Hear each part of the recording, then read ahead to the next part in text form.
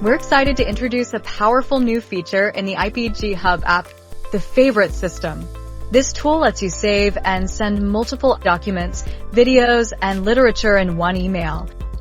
When you first open the app, you'll see two options, Connect or Continue as Guest. To keep your favorite items saved across sessions, make sure to log in with your details. As you can see, clicking the heart in the top right corner shows no saved items yet.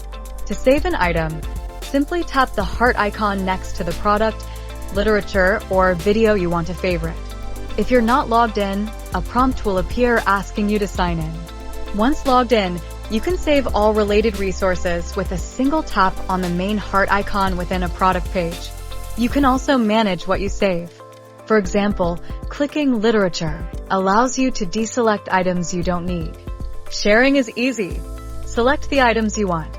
Click Share in the top right corner, then choose Email.